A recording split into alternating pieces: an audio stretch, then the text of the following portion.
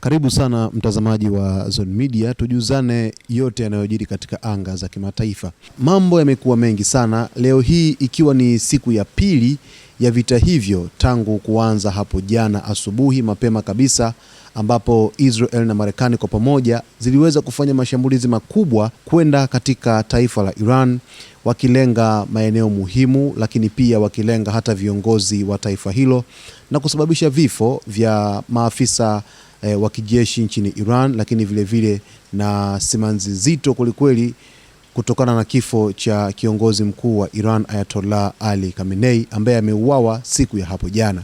Irani ikaweza kuchukua hatua madhubuti ya kulipa kisasi kwa ukubwa sana baada ya kuweza kushambulia malengo ya Marekani Mashariki ya Kati. Hapo nikimaanisha maslahi yote ya Marekani. Hapo kambi zake za kijeshi zilikuwa zikilengwa, lakini maeneo mengine ambayo Marekani ina maslahi katika Mashariki ya Kati. Lakini mbali zaidi ni kwamba Irani ikaweza kufanya mashambulizi kuelekea nchini Israel. Na kama unavyojua tena, ubora wa taifa la Iran upo kwenye programu yake ya makombora. Yaani mpango wake wa makombora wa taifa la Iran ni hatari zaidi, kwa sababu ndio maana hata waziri mkuu wa Israel Benjamin Netanyahu amekuwa akihofu juu ya makombora ya Irani mara zote.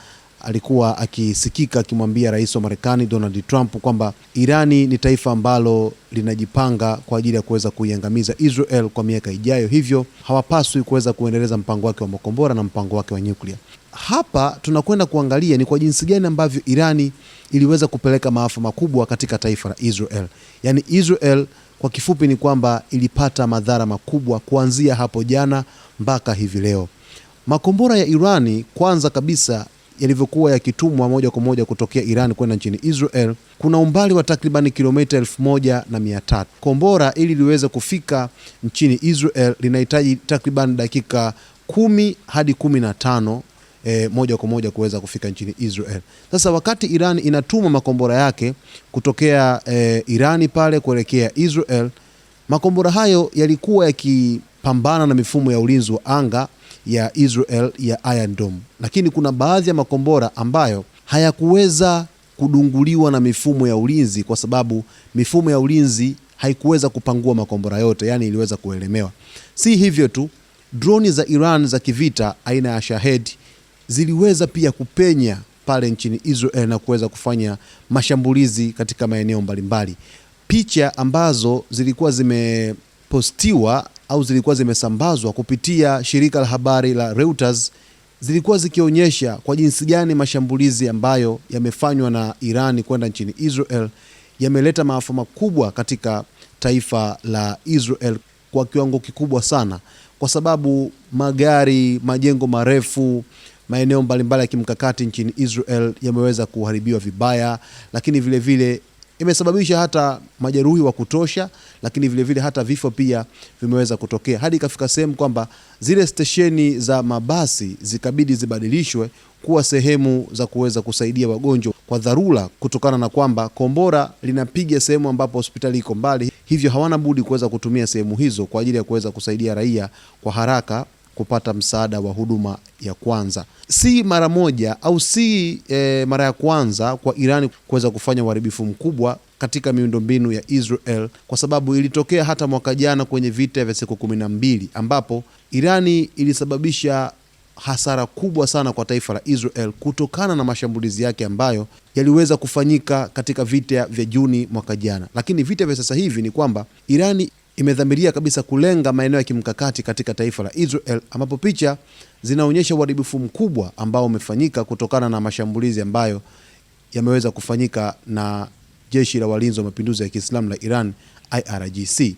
Sasa basi Israel yenyewe kupitia huduma zake za usalama nchini Israel zimeendelea kufanya juhudi za kuweza kuwasaidia wahanga katika mashambulizi hayo. Lakini mapema kabisa kabla mashambulizi hayajaanza kuanza, raia walikuwa wameelekezwa kwamba waingie katika zile shelter, maeneo ambayo ni salama, maeneo ambayo ni underground, maeneo yenye mahandaki, waende wakajihifadhi huko kwa ajili ya kuweza kukwepa mashambulizi ya Iran yatakapoanza.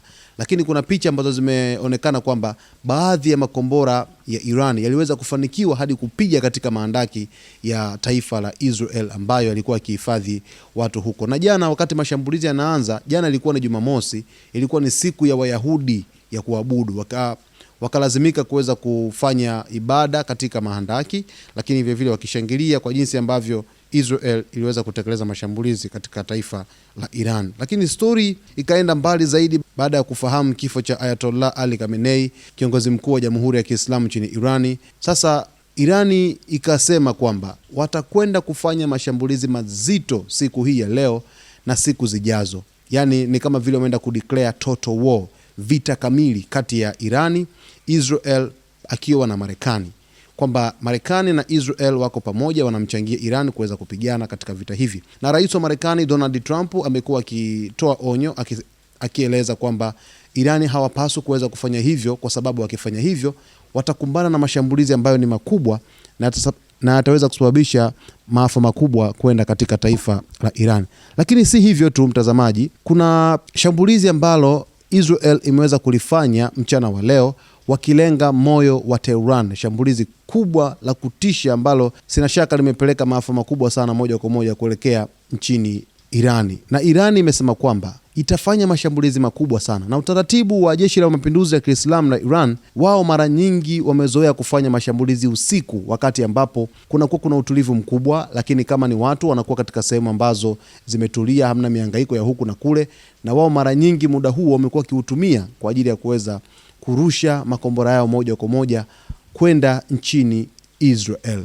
Kiukweli, kwa ubora wa makombora ya taifa la Iran huwezi kuchukulia poa hata kidogo, kwa sababu kwa jinsi ambavyo teknolojia yao ya makombora imeimarika, basi huwezi kufananisha na taifa lolote kwenye upande wa makombora, hasa katika ukanda wa Mashariki ya Kati, kutokana na kwamba Irani wako bora na wamejiandaa vilivyo kabisa. Si tu kwamba viongozi mbalimbali katika taifa la Iran akiongozwa na aliyekuwa kiongozi wa Jamhuri ya Kiislamu nchini Iran Ayatollah Ali Khamenei kuuawa ndio Irani itaweza kushindwa kutekeleza ajenda zake za kivita katika ukanda wa Mashariki ya Kati.